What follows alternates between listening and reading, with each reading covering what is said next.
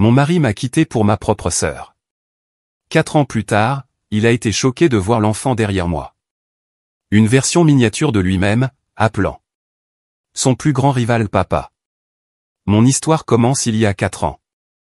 Mon mari a divorcé pour épouser ma propre sœur. Et 4 ans plus tard, il a vu l'enfant debout derrière moi et son visage est devenu livide. Le petit garçon était une version miniature de lui, mais il appelait le plus grand rival de mon mari au papa. Tout a commencé un mardi. Je me souviens qu'il pleuvait. Une de ces bruines maussades et incessantes qui vous pénètrent jusqu'aux os. J'étais dans la cuisine, essayant de perfectionner une nouvelle recette de blanquette pour Mathieu. Il avait des maux d'estomac et j'avais passé des semaines à rechercher des aliments doux et nourrissants. Je pensais que si seulement je pouvais prendre soin de lui parfaitement, si je pouvais être l'épouse parfaite, peut-être. Peut-être qu'il me verrait enfin. Il est rentré tôt ce jour-là. Il n'avait pas sa mallette habituelle, juste une enveloppe Kraft impeccable à la main.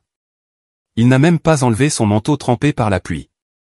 Il est resté là, dans l'embrasure de la porte de la cuisine, me regardant comme si j'étais une étrangère, une employée qu'il s'apprêtait à licencier. « Aurélie, dit-il, la voix plate, dénuée de toute émotion. » Il fit glisser l'enveloppe sur le plan de travail en granit. Elle s'arrêta juste à côté des carottes que j'étais en train de couper. « Divorçons. » Le couteau tomba de ma main dans un cliquetis. Pendant une seconde, je ne pouvais plus respirer. C'était comme si on m'avait expulsé l'air des poumons. Quoi? Mathieu, de quoi parles-tu? Il soupira, un son de pure impatience. Signe cet accord. Notre avocat l'a rédigé. Il est généreux. Je te donnerai 20 millions d'euros supplémentaires en plus de ce que le contrat initial stipule. Le contrat? Bien sûr. Comment avais-je pu oublier? Notre mariage n'était pas une romance. C'était un accord commercial. 3 ans, qui devait expirer dans un mois exactement. J'avais bêtement espéré qu'il oublierait la date de fin. Que la vie que nous avions construite, ou plutôt, la vie que j'avais construite pour lui, signifierait quelque chose. Si tu n'es pas d'accord maintenant, continua-t-il, sa voix aussi froide que la pluie dehors, le contrat prendra fin automatiquement dans un mois de toute façon. Mais tu ne toucheras pas un centime des 20 millions supplémentaires. Considérez ça comme une prime de rupture. Mes mains tremblaient. Je regardais cet homme élégant et beau que j'avais aimé pendant 7 ans, et je sentis une vague de désespoir si forte qu'elle me donna le vertige. Il me restait une dernière carte à jouer. C'était un secret que je gardais précieusement depuis une semaine. Une petite étincelle de joie que j'attendais le moment parfait pour partager. Mathieu, murmurai-je, la voix brisée. Et si je te disais que j'étais enceinte? Je l'admets. J'étais désespéré. J'essayais d'utiliser l'enfant pour le retenir. La famille de Mathieu était de la vieille bourgeoisie, mais il n'avait pas beaucoup d'héritiers. Un enfant, son enfant, changerait tout. Pour le bien du bébé, pour l'héritage de sa famille, peut-être qu'il abandonnerait cette idée insensée de divorce. Il ne sourcilla même pas. Ses yeux, de la couleur de l'acier froid, rencontrèrent les miens. Et puis il porta le coup de grâce final. J'ai fait une vasectomie, dit-il. Chaque mot une pierre parfaitement polie jetée dans un étang silencieux. Juste après notre mariage. L'enfant ne peut pas être de moi. Ma bouche s'ouvrit, mais aucun son n'en sortit. Une vasectomie? Ce n'était pas possible. Mathieu était le seul homme avec qui j'avais jamais été. Si l'enfant n'était pas de lui, de qui était-il? La question flottait dans l'air, une accusation vile et tacite. À cet instant, je réalisais quelque chose de profond. Quand quelqu'un ne vous croit pas, toute explication est inutile. Ces mots avaient construit un mur entre nous que je ne pouvais espérer escalader. Il se tourna et partit, me laissant seul dans la cuisine avec l'odeur de la pluie, les carottes à moitié coupées et les papiers du divorce qui ressemblaient à un certificat de décès pour la vie que je pensais avoir. Je m'effondrais sur le sol, le carrelage froid un choc contre ma peau. Tout était un gâchis depuis le début. Il y a 3 ans, la femme qui devait épouser Mathieu était ma sœur, Chloé. C'était la brillante, la belle, celle que tout le monde aimait. Mais quelques jours avant le mariage, elle a quitté le pays pour suivre un artiste qu'elle appelait son véritable amour. Pour éviter un scandale, pour maintenir à flot l'énorme accord commercial entre nos familles, mes parents m'avaient proposé en remplacement la fille de substitution. La famille de Mathieu, soucieuse uniquement des apparences, accepta. Et moi? J'avais un béguin secret pour Mathieu depuis mon adolescence. J'ai vu cela comme un rêve devenu réalité, une chance. Alors, j'ai dit oui. La seule personne réticente dans tout cet arrangement était Mathieu. Je ne sais pas à quoi ressemblent les nuits de noces des autres. La mienne s'est passée à regarder Mathieu jeter un contrat sur la couette d'un blanc immaculé de notre suite d'hôtel. Le même contrat de mariage de 3 ans. Il avait été clair qu'après 3 ans, quoi qu'il arrive, le mariage prendrait fin. Je me sentais perdu et peiné, mais je n'ai pas abandonné. Je pensais que si je le traitais bien, il s'ouvrirait à moi. Je pensais que ma dévotion silencieuse et constante pourrait éclipser l'éclat inconstant de Chloé. Pendant 3 ans, j'ai été son ombre, sa gardienne, son assistante personnelle. Il avait des problèmes d'estomac, alors j'ai étudié la nutrition et je suis devenu une chef gastronomique de plats fades et apaisants. Il avait des maux de tête et des troubles du sommeil, alors j'ai appris l'acupuncture, pressant soigneusement des aiguilles dans ses tempes pendant qu'il dormait. Avec le recul, j'étais si naïve. Qui tombe amoureux de sa gouvernante à domicile? J'étais une idiote. Nous ne faisions que nous torturer mutuellement. Ma main tremblait alors que je prenais un stylo, prête à signer les papiers et à mettre fin à ma propre misère. Mais mon téléphone sonna. L'écran affichait une photo de ma mère. J'ai glissé pour répondre, la voix chevrotante. Allô? Aurélie, ma chérie. Sa voix était inhabituellement joyeuse, pétillant d'excitation. Devine quoi? Ta sœur est de retour. Chloé est sur le vol de l'après-midi. Elle sera là ce soir. Mathieu et toi devez venir à la maison pour un dîner de famille. Mon sang se glaça. Chloé, bien sûr. Pourquoi? Pourquoi est-elle de retour si soudainement? Ma mère soupira de façon théâtrale au téléphone. Oh, j'ai toujours su que cet artiste n'était pas quelqu'un de bien. Mais ta sœur est si têtue. Il s'avère qu'après leur mariage, il a montré son vrai visage. Il la trompait. Même quand Chloé était enceinte, ce qui a provoqué sa fausse couche. Mon cœur se serra douloureusement, une pointe de sympathie pour ma sœur malgré tout. Elle a enfin repris ses esprits et l'a quitté, continua ma mère, sa voix s'éclaircissant à nouveau. C'est une bonne chose. Bon, écoute, ne parle pas du passé quand tu la verras. Ne la contrarie pas. Sa voix bourdonnait, mais je n'écoutais plus. Tout s'emboîta. Les pièces d'un puzzle que je ne savais même pas que j'étais en train de résoudre. Le divorce soudain, l'offre généreuse, l'urgence.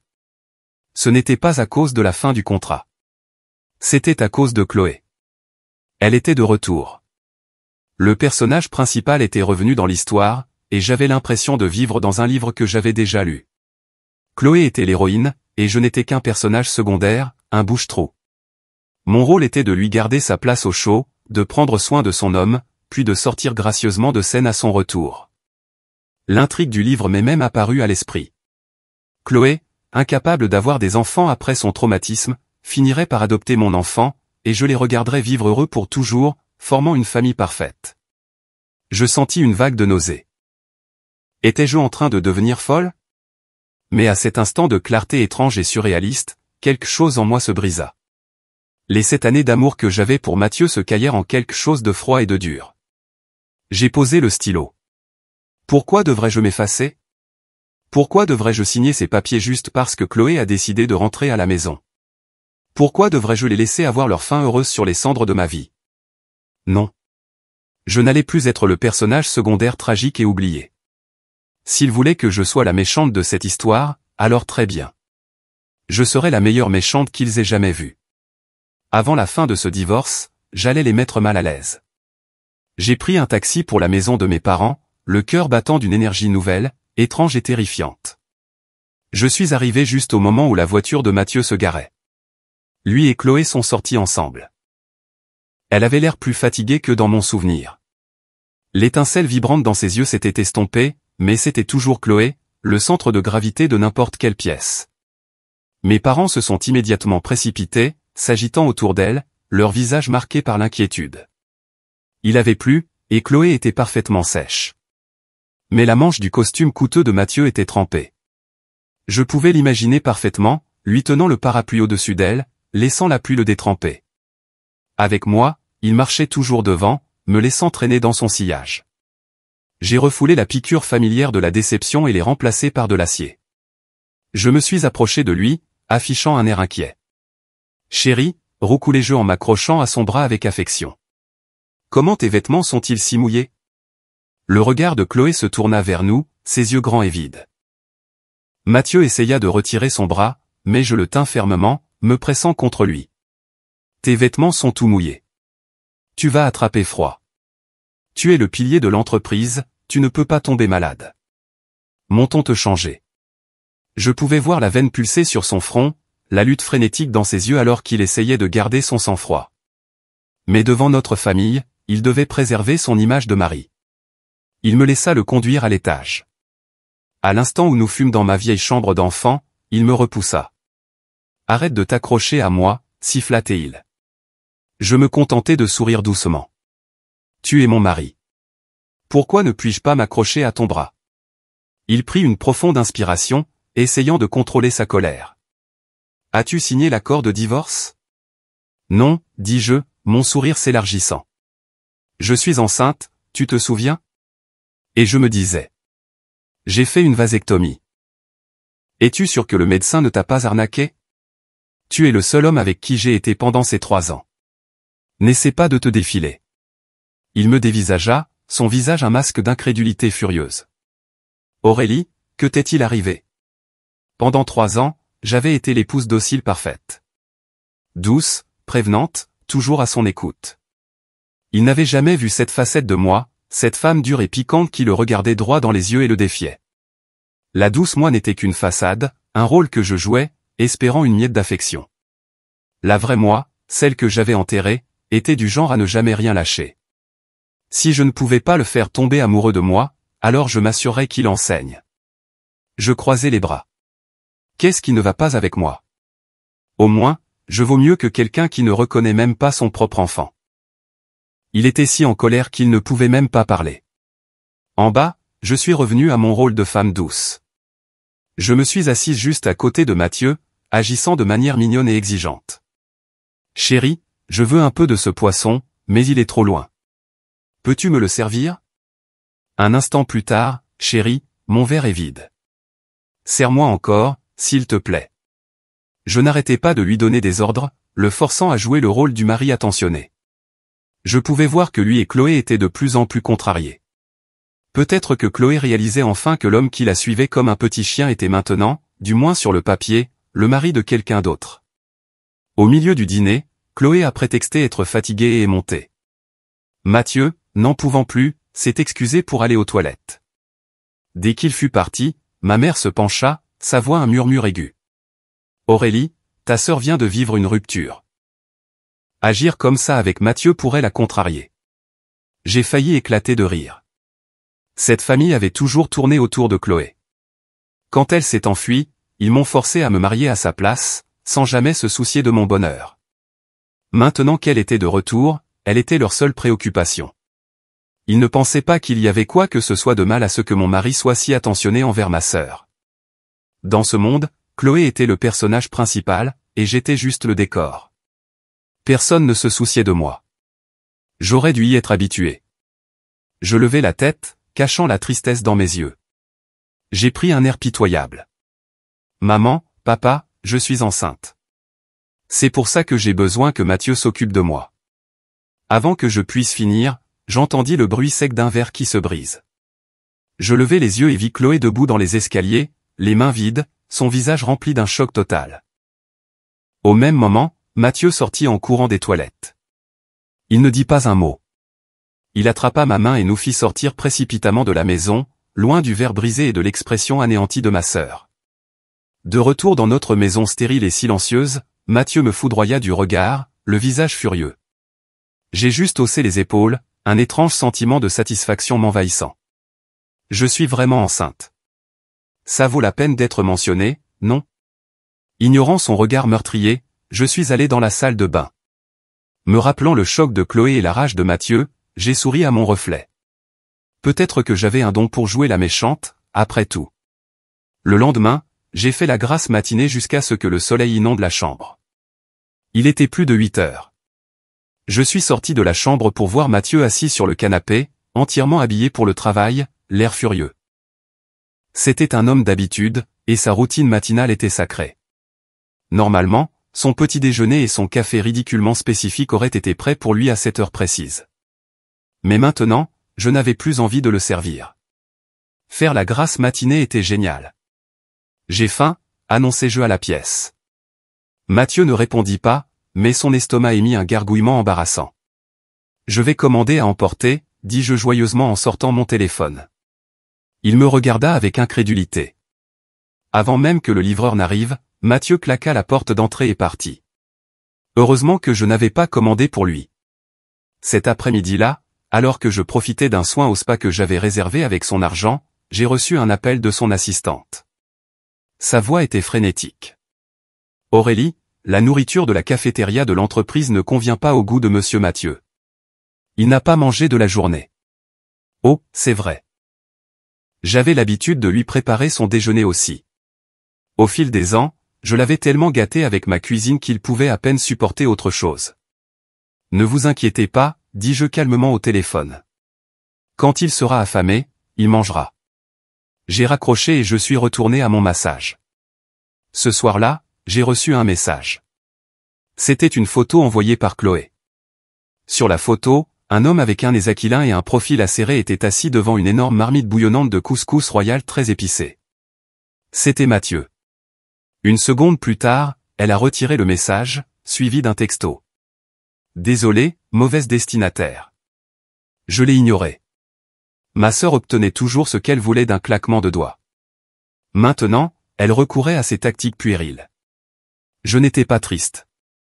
En fait, j'étais plutôt contente. L'estomac de Mathieu était terrible. Sauter le petit déjeuner, sauter le déjeuner, puis manger un couscous royal enflammé pour le dîner. C'était une condamnation à mort. Il ne mange même pas épicé, mais Chloé adore ça. Essayer de lui faire plaisir lui coûterait certainement cher. J'ai passé une nuit merveilleusement paisible. Comme prévu, quand je me suis réveillé, mon téléphone était inondé de dizaines d'appels manqués et de messages frénétiques de l'assistante de Mathieu. Le dernier était court et direct. Aurélie, Mathieu a été hospitalisé. Je me suis levé lentement, je suis allé à la cuisine et je me suis préparé une bouillie de riz apaisante. Après avoir fini mon propre petit déjeuner, j'ai mis les restes dans un thermos et j'ai conduit jusqu'à l'hôpital. Il était dans une chambre VIP. J'avais à peine atteint la porte que je l'ai vu assis dans son lit, le visage pâle.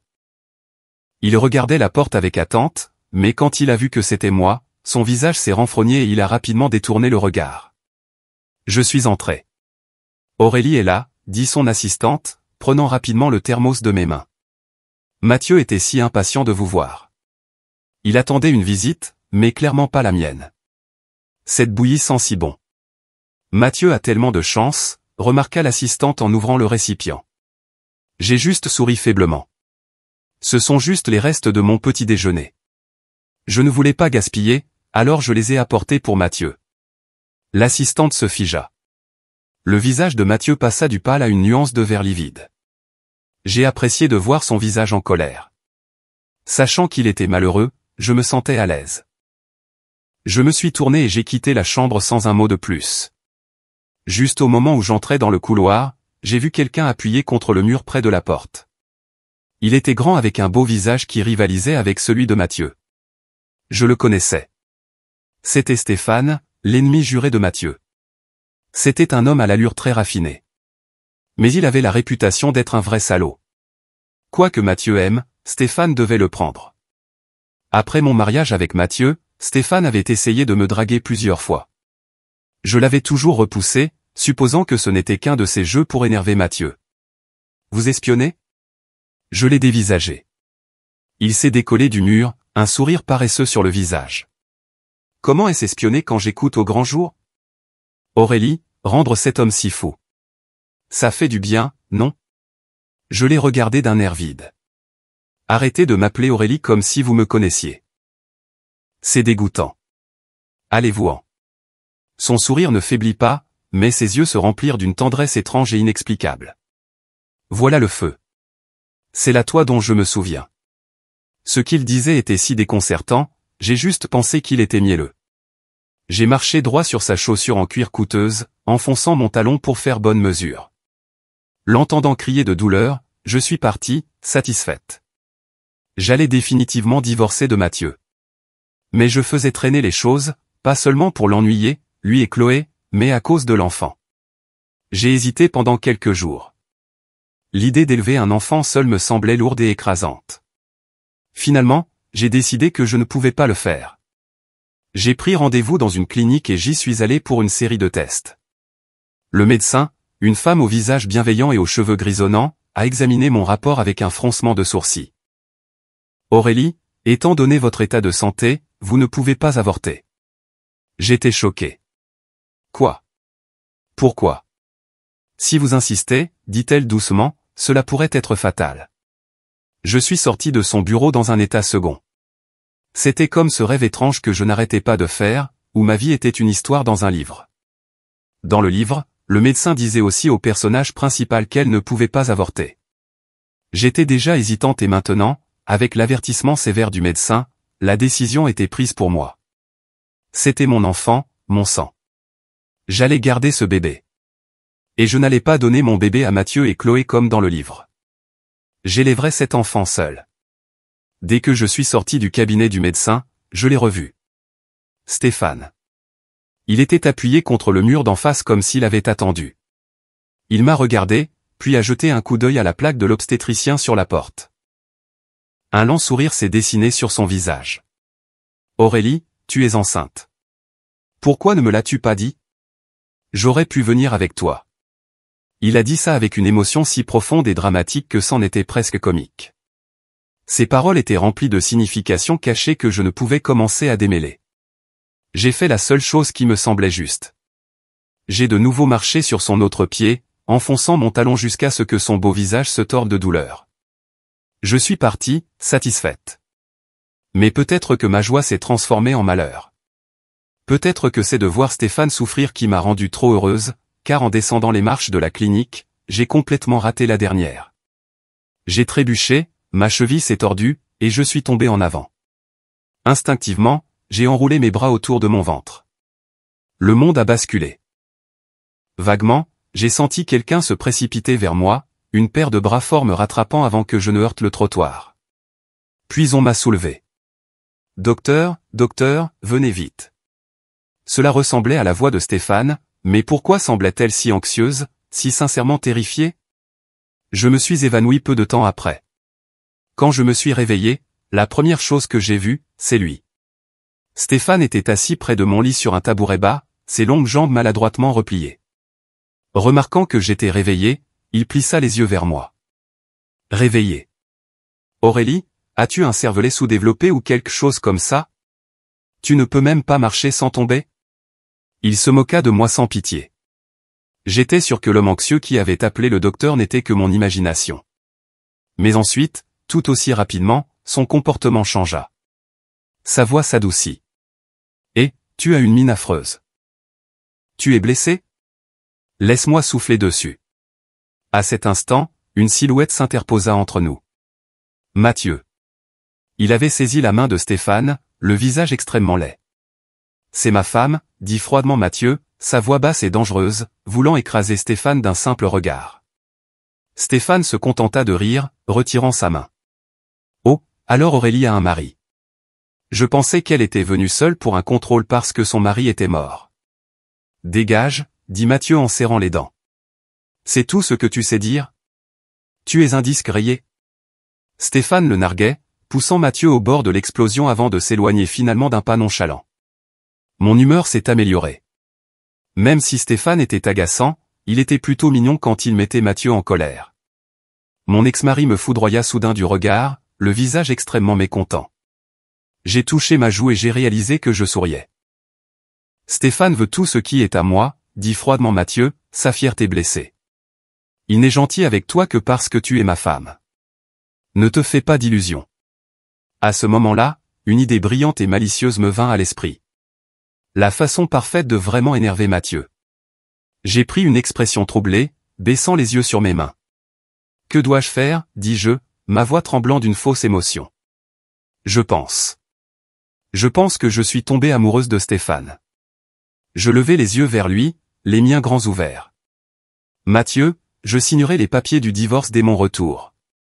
Comme prévu, mes paroles firent blêmir son visage. De retour à la maison, j'ai cherché partout les papiers du divorce, mais je ne les ai pas trouvés. J'ai appelé Mathieu. Où sont les papiers du divorce? Il y eut une longue pause à l'autre bout du fil avant qu'il ne parle. Je ne sais pas, il mentait. Ayant été avec lui pendant 3 ans, je le connaissais bien.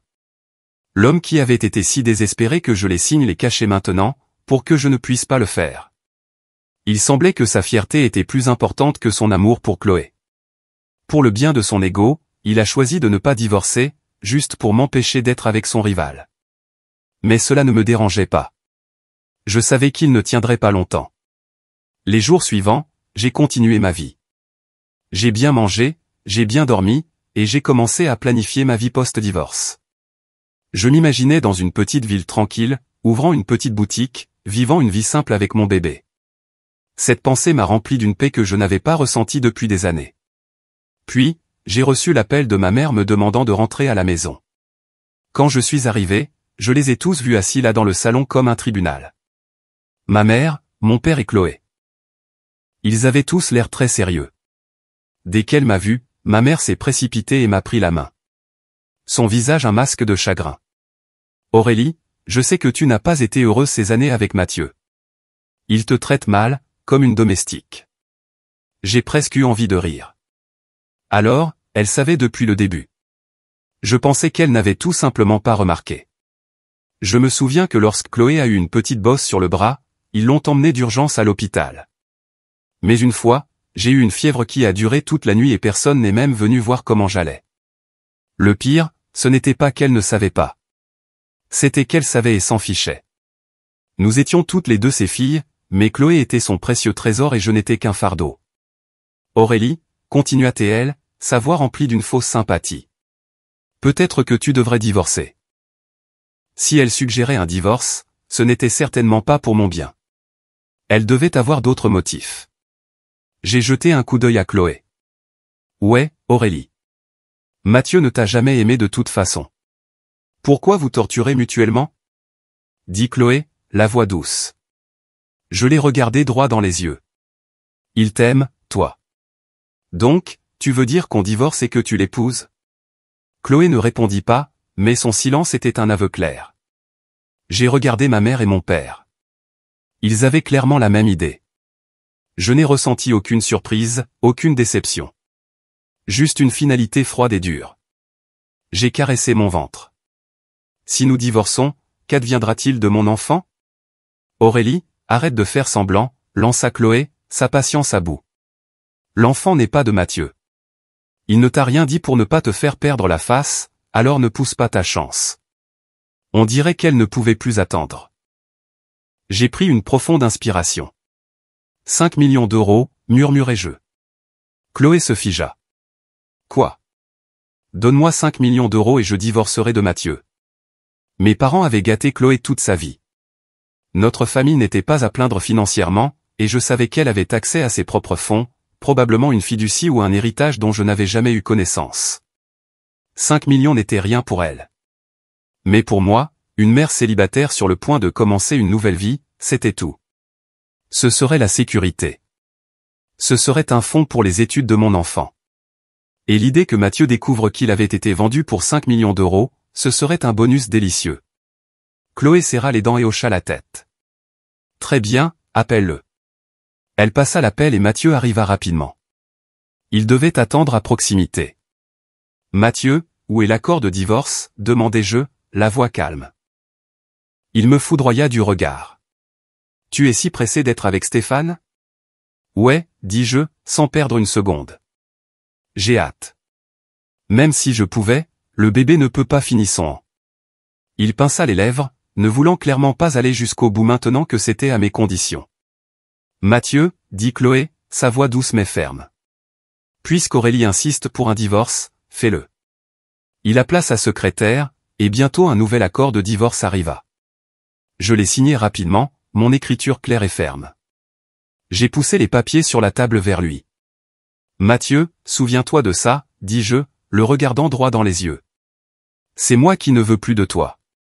Aussi, n'oublie pas de demander à ton avocat d'envoyer la prime de rupture sur mon compte. J'ai signé mon nom et je suis parti sans me retourner. Au revoir, Mathieu. Au revoir à mon ancienne vie. J'ai erré sans but dans la rue. Je pensais que je ne serais pas triste, mais mon cœur était vide, comme un espace creux traversé par le vent. J'avais déjà perdu confiance en Mathieu, mais aujourd'hui j'ai réalisé que j'avais aussi perdu ma famille. Ou peut-être que je n'en avais jamais eu. Ils ne se sont jamais souciés de moi. Personne ne m'aimait. J'étais juste un personnage secondaire insignifiant. Soudain, une élégante Maybach noire s'est arrêtée devant moi. La portière s'est ouverte et une longue jambe en est sortie.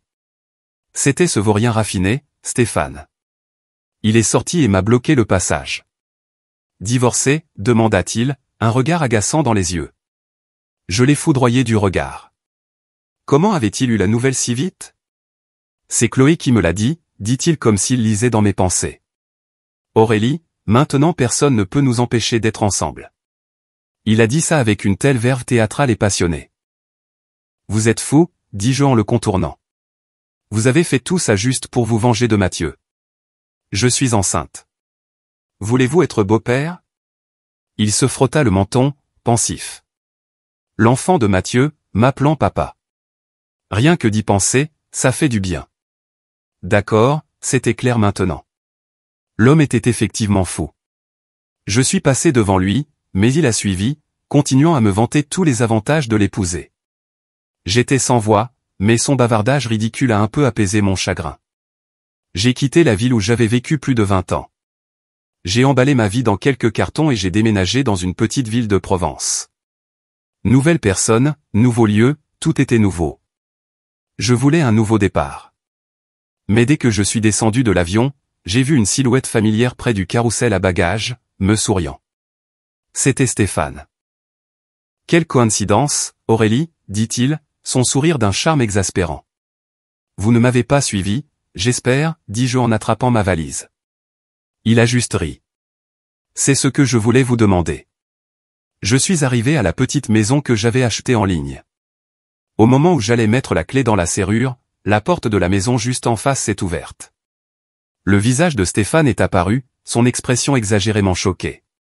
Aurélie, tu vis en face de moi, et tu dis encore que tu ne me suis pas? Admets simplement que je te plais. Je l'ai ignoré, je suis entré et j'ai claqué la porte, produisant un bruit fort et satisfaisant. La maison était prête à être habitée. Une entreprise de nettoyage avait déjà tout rangé, alors j'ai juste fait un peu d'organisation. Je venais de m'asseoir sur mon nouveau canapé quand mon téléphone a sonné. Je l'ai décroché, j'ai vu que c'était le numéro de Mathieu, et j'ai raccroché immédiatement. Mauvais numéro. Je l'ai bloqué. Peu après, un autre numéro inconnu a appelé. Aurélie, je suis un ami de Mathieu. Il est ivre. Peux-tu venir le chercher? Avant, quand Mathieu se saoulait lors d'événements sociaux, peu importe la distance, j'allais le chercher. Mais maintenant, nous étions divorcés. Sa vie, ses problèmes n'étaient plus ma préoccupation. Appelez sa secrétaire, dis-je, et j'ai raccroché. J'ai bloqué ce numéro aussi.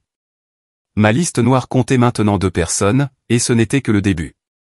Les jours suivants, des gens de l'entourage de Mathieu n'ont cessé de m'appeler. Ils disaient qu'il était à l'hôpital pour un mal d'estomac. Ils disaient qu'il avait un rhume. Une personne a même appelé pour dire qu'il pleurait parce que je lui manquais.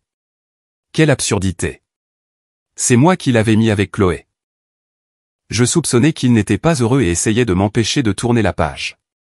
J'ai finalement changé de numéro et créé de nouveaux comptes sur les réseaux sociaux. Enfin, j'ai eu un peu de paix. J'ai ouvert une petite boutique de fleurs dans la rue principale de ma nouvelle ville.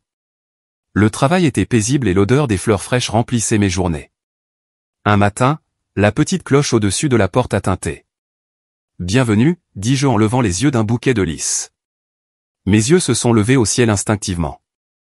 C'était Stéphane, vêtu d'un costume impeccable, portant des lunettes à monture dorée, l'air très raffiné. Il a choisi un bouquet de 99 roses rouges. Je lui ai dit le prix. Après avoir payé, il m'a tendu l'énorme bouquet. Je ne l'ai pas pris. Il a juste souri et l'a mis lui-même dans un grand vase sur mon comptoir. Il était persistant. Il venait tous les jours, achetant des fleurs, faisant la conversation et, en général, se rendant importun. Au début, j'ai refusé ses avances. Puis, j'y suis devenu insensible. Il pouvait faire ce qu'il voulait. Un après-midi, j'ai entendu un cri du livreur. « Aurélie, votre livraison de fleurs est arrivée. » Je me suis précipité pour l'aider à décharger les cartons. Soudain, j'ai entendu le crissement des pneus. J'ai levé les yeux et j'ai vu une voiture hors de contrôle, fonçant droit sur moi. À cet instant, mon esprit s'est vidé complètement. J'étais figé. Le temps semblait ralentir.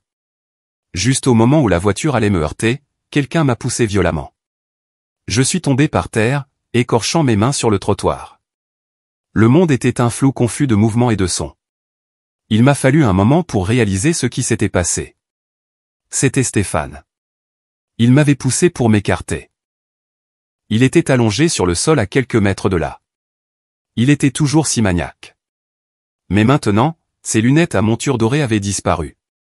Ses cheveux étaient en désordre. Et son costume était déchiré. Il avait l'air affreux. Et pourtant, d'une manière ou d'une autre, dans ce moment de chaos et de terreur, je me sentais plus proche de lui que jamais.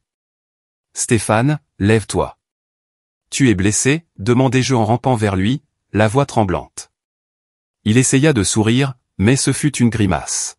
« Je ne suis pas aussi maladroit que toi. J'ai une ceinture noire de taekwondo. Une petite voiture ne peut pas me faire de mal. » Il essaya de s'asseoir, mais son beau visage se tordit de douleur. « D'accord, Alta-t-il. Je crois que j'ai la jambe cassée. » J'ai rapidement appelé une ambulance. Pendant que nous attendions, j'ai vu sa jambe pliée à un angle contre nature, et j'étais si troublé que mes yeux sont devenus rouges. « Et, c'est juste une petite blessure. Je ne vais pas mourir, dit-il, essayant de paraître nonchalant. Puis il me regarda, son expression soudainement confuse. « Pourquoi pleures-tu ? » ?»« Aurélie, ne pleure pas. Je vais vraiment bien. Regarde, je peux même sauter. » Il essaya de se relever. « Si tu bouges, je pleurerai encore plus fort, sanglotai-je en le maintenant au sol. » Il arrêta immédiatement de bouger. À l'hôpital, le médecin confirma que sa jambe était cassée. Ce n'était pas mortel, mais cela nécessitait une intervention chirurgicale et une longue convalescence. Je suis resté avec lui pendant l'opération. J'ai engagé une infirmière privée pour lui, et je lui ai rendu visite tous les jours, lui apportant de la nourriture faite maison. Le même gars qui voulait sauter partout gisait maintenant dans son lit comme une belle endormie fragile et malade. « Aurélie, je veux de l'eau » se plaignait-il. « Aurélie, j'ai mal à la main. Donne-moi à manger. Aurélie, j'ai mal aux épaules. Masse-les. » J'essayais de l'ignorer, mais il me regardait avec ses grands yeux tristes, son beau visage plissé de douleur. « J'ai mal à la jambe » disait-il piteusement. « Et pour qui me suis-je blessé ?»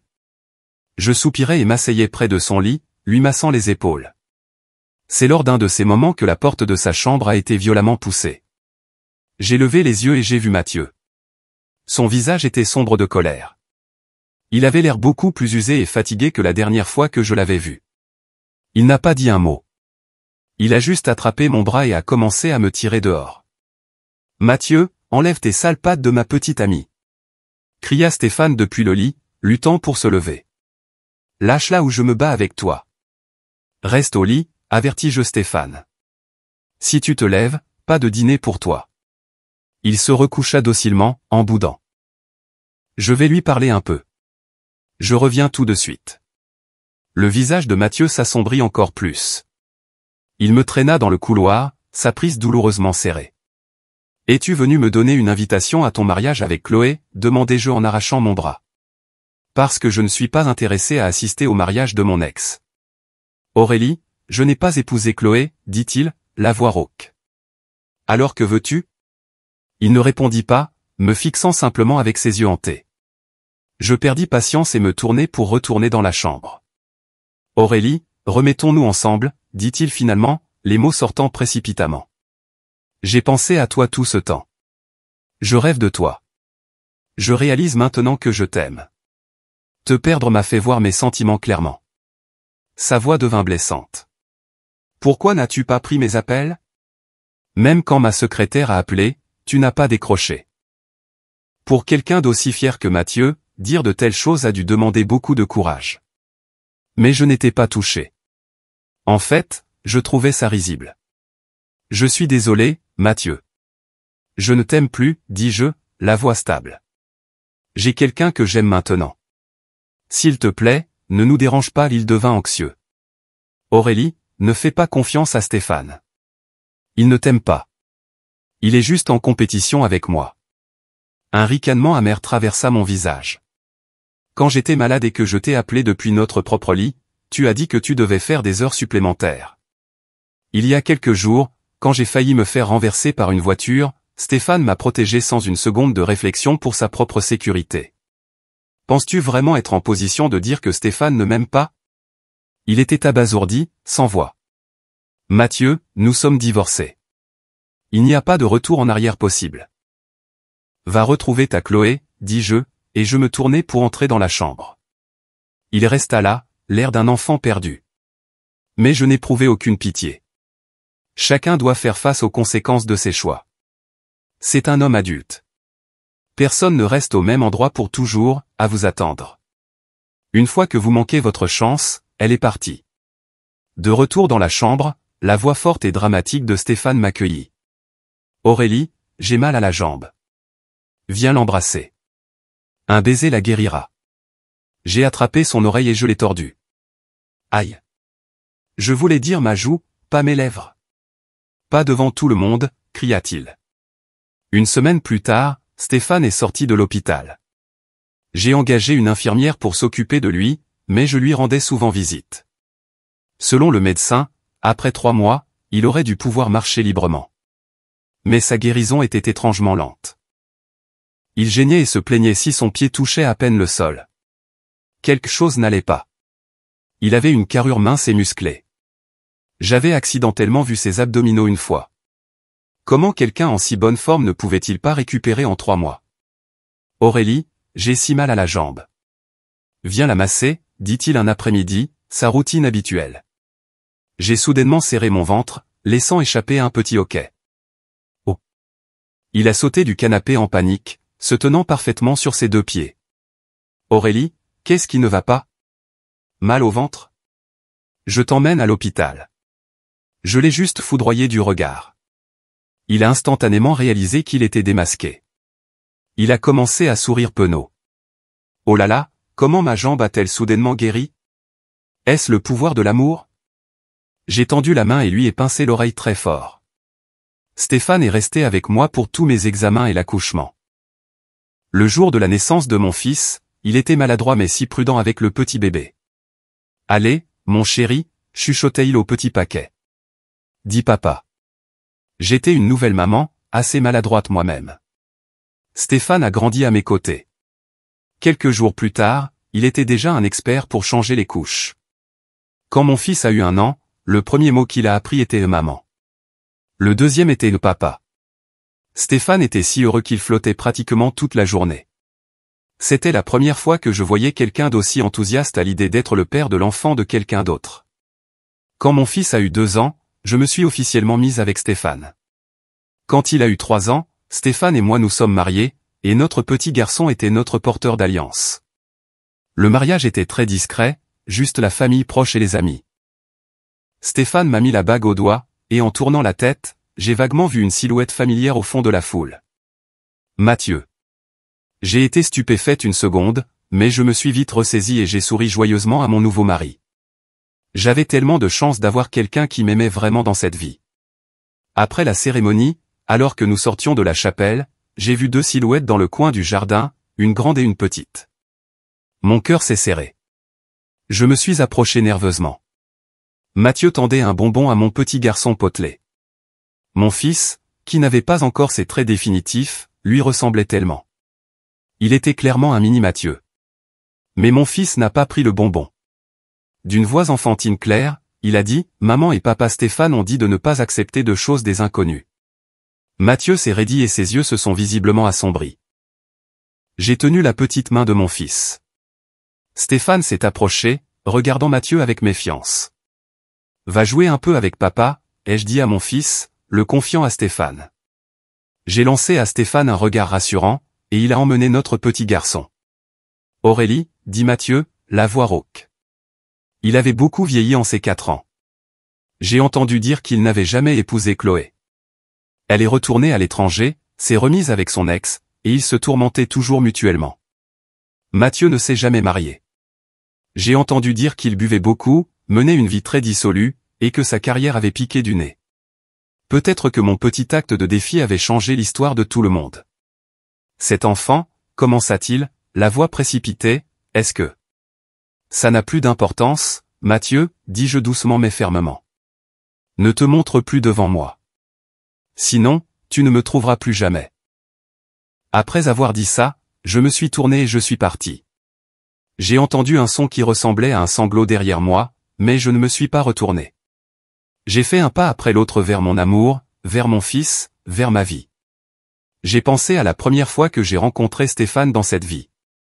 Ce n'était pas longtemps après mon mariage blanc avec Mathieu. Il m'avait arrêté dans le hall d'un hôtel. Mademoiselle, avait-il dit avec une intensité étrange, ne nous sommes-nous pas connus dans une vie antérieure? Je l'avais trouvé absurde. Mais ces souvenirs, que je trouvais autrefois ringards, sont devenus doux en restant avec lui. Je le taquinais souvent à ce sujet, et il se contentait toujours de m'attraper et de m'embrasser jusqu'à ce que je sois à bout de souffle. Aurélie, chuchotait-il, nous nous sommes rencontrés dans une vie antérieure. Tu as oublié, mais ce n'est pas grave. Je me souviens pour nous deux. Épilogue de Stéphane, je m'appelle Stéphane. J'avais une amie d'enfance nommée Aurélie. Nous avons grandi ensemble de la maternelle au lycée. Quand nous sommes arrivés à l'université, elle s'est inscrite dans une école à l'autre bout du pays. J'ai fait de mon mieux, mais je n'ai pu entrer que dans une école de la même ville que la sienne. Je prenais souvent un long trajet en bus juste pour la voir, même pour 1 heure. En 3e année, j'ai lancé une entreprise pour gagner de l'argent. Je voulais la demander en mariage juste après la remise des diplômes. J'ai eu de la chance et une grande entreprise a investi dans mon projet. À la fin de mes études, j'avais assez économisé pour nous acheter une maison. J'ai acheté la bague. J'étais en route pour la demander en mariage. Et puis j'ai vu un gros camion la percuter. Mon monde est devenu rouge. Même quand ils l'ont recouverte d'un drap blanc, je ne pouvais pas croire qu'elle était partie.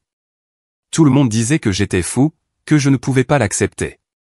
Mais je savais, j'étais certain que ma belle était quelque part, à m'attendre. J'ai cherché dans toutes les villes. Puis un jour, je ne pouvais plus continuer. Je me suis allongé dans les bois, laissant les feuilles tomber sur mon visage. Ma vision s'est brouillée. La lumière vive du soleil semblait former une silhouette familière. Ma belle. Elle m'a tendu la main. J'ai souri. Quand je me suis réveillé, j'étais dans un lit luxueux. J'étais moi et pourtant pas moi. J'étais Stéphane, né dans l'une des 2 plus grandes familles de la ville. J'avais un ennemi juré nommé Mathieu. Le but de ma vie semblait être de lui rendre la vie difficile. J'avais toujours l'impression d'avoir oublié quelque chose d'important. Jusqu'au jour où, lors d'un gala de charité ennuyeux, j'ai vu une jeune femme regardant tendrement Mathieu. Elle me semblait inexplicablement familière. Mes jambes ont bougé d'elles-mêmes. Je me suis approché d'elle. Mademoiselle, dis-je, le cœur battant dans ma poitrine, ne nous sommes-nous pas connus dans une vie antérieure? La jeune femme m'a foudroyé du regard et s'est enfuie. Mais je savais. Ces souvenirs perdus ont commencé à revenir, morceau par morceau. Une joie a bouillonné en moi, se propageant dans tout mon corps. J'avais l'impression de pouvoir voler. J'avais retrouvé ma belle.